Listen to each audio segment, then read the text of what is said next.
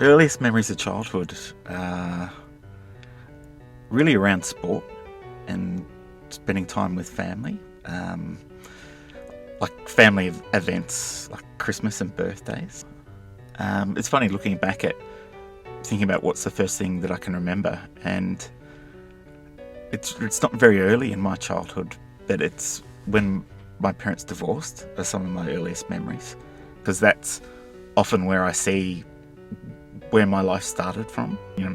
I guess when I look to see where things really started to go wrong for me, I guess was one way of putting it, was when my mum had a new partner who had younger kids, and they moved over to Western Australia, and he wanted to move over with them, and mum thought, sure, why not? Let's move over too.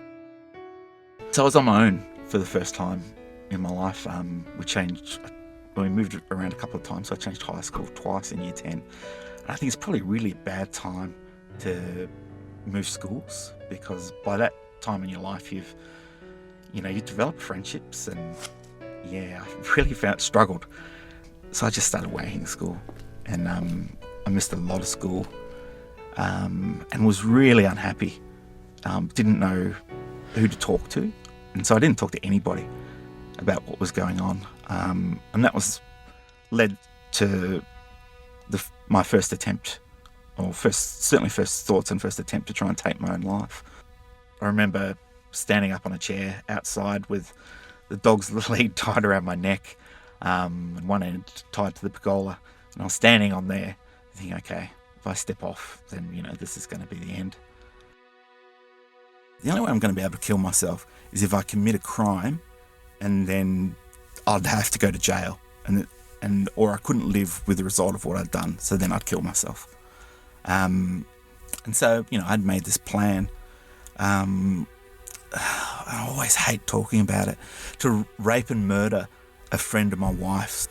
And so I got stuff together. I thought that I might need to do this, and I'm sitting in my son's room with, for better words, my rape kit, and my little boy's asleep in his cot, and I'm crying to myself quietly because I don't want to wake anybody, thinking, what is going on here? How am I having these thoughts?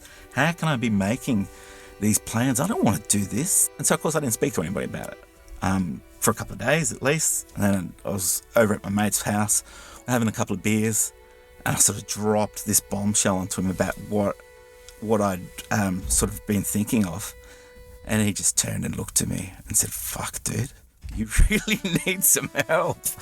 So then that's okay, well, what do you do? So my brother took me to emergency, and I spoke to the triage, to a nurse after a while, and she said, oh look, I can't get you in anywhere, you just go back with your family, and she gave me a tablet, the sleeping pill, to knock me out. And when you're in most need of that support, and when you find that there is nothing, that there is no follow up at all, and it's really left to you or your family to organise all this kind of shit, it really leaves you in a real hole. You really don't know where to go. A lot of the tragedy, I think, with the mental health system is, as much as there are a lot of people and a lot of programs, a lot of people want to help you to get better, and it's a lot of good intentions, is that there is so many gaps in the system where people fall through. Unless you've got that support network in place, then it makes things so much harder. I could be on the streets, and and that's, I think, is the real difference between why people are able to recover and why people maybe don't make it. When you're at that point where you've got all these thoughts flooding through your head, about you're just thinking, I've got to come up with some kind of solution for this. I've got to have an answer. I've got to be able to resolve these things now.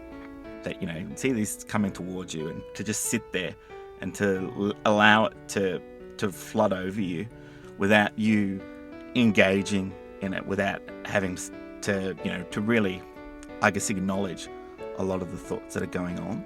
Exercise, I don't know how many times I was told about how great exercise is, and never really did anything about it. But, when you're able to, as I said, get up, get out of bed, get out of the house and do something, you feel so much better.